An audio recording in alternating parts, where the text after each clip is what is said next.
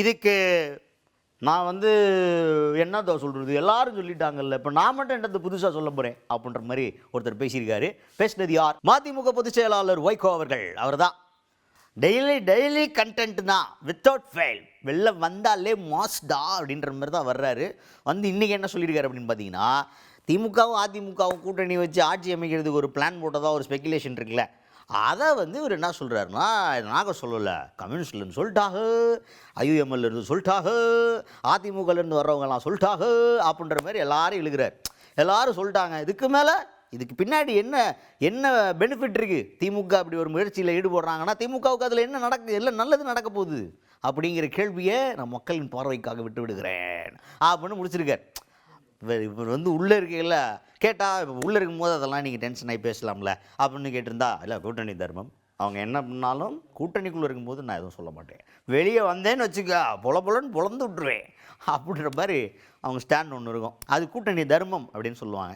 அது கம்யூனிஸ்ட் கொஞ்சம் பரவாயில்ல, ஆளுங்கட்சி கூட கூட்டணியில் இருந்தாலும் ஆளுங்கட்சி ஏதாவது தப்பு பண்ணால் போர்க்கொடி தூக்கிடுவாங்க, வெளியே ப்ரொட்டஸ்ட்லாம் பண்ணுவாங்க. மதிமுக கொஞ்சம் வேறு மாதிரி, என்ன பண்ணாலும் அப்படி இப்போ சொல்லாத நேரம் வரட்டேன் அப்படின்ற மாதிரி இருப்பாங்க. அப்புறம் கூட்டணி விட்டு வெளில வந்ததுக்கப்புறம் அன்னைக்கு என்ன தெரியுமா அப்படின்ற மாதிரி ஆரம்பித்து பழைய கதையெல்லாம் வரும் போல். இந்த மாதிரி நிறைய விஷயங்கள் ஷேர் பண்ணிகிட்டு இருக்காரு வைகோ அவர்கள். அதிமுகவிலே எடுக்கப்பட்ட நிலைப்பாடு, திமுக ஆதரவோடு ஆட்சி அமைக்கலாம் என்று எடப்பாடி பழனிசாமி எடுத்த நிலைப்பாடு பலருக்கு அங்கே பிடிக்கவில்லை. சி.வி. சண்முகம் உட்பட 30க்கும் மேற்பட்ட எம்எல்ஏக்கள் எதிர்த்தார்கள். அதனால இந்த முயற்சி கைகூடாது என்று தெரிந்த பிறகுதான் அப்படியெல்லாம் ஒன்றும் இல்லை என்று பூசி மெழுக பல பேர் ஆரம்பித்தார்கள். அப்படி ஒரு பேச்செல்லாம் நடக்கல என்று. நடந்தது உண்மை என்று CPM general secretary, all India general secretary baby உண்மையை போட்டு உடைச்சிட்டாரு. சண்முகமும் ஏறத்தாழ அதே விதத்தில் பதில் சொன்னார்.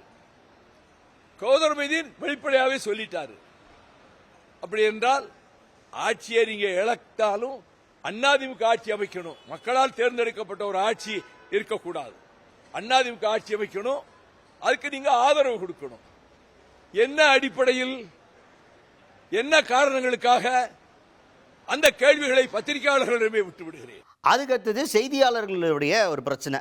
ஒரு செய்தியாளரை பிரஸ் மீட்டின் போது ரொம்ப ஹார்ஷாக ட்ரீட் பண்ணி வெளில அனுப்பிட்டாங்க. அந்த ப்ரெஸ் மீட்லேருந்து அந்த செய்தியாளர் வெளில அனுப்பிச்சிட்டாங்க.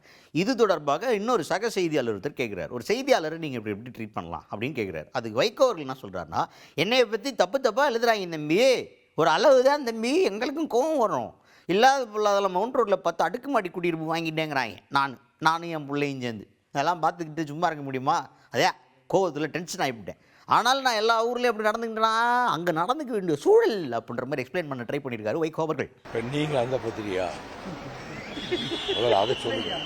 அது இல்லை ஆமா, நீ கேட்டா அப்படிதான் கேட்க தோணும். பத்திரிகையாளர்களை எல்லா ஊர்களையும் மதிச்சு நடக்கிறவன் நான்.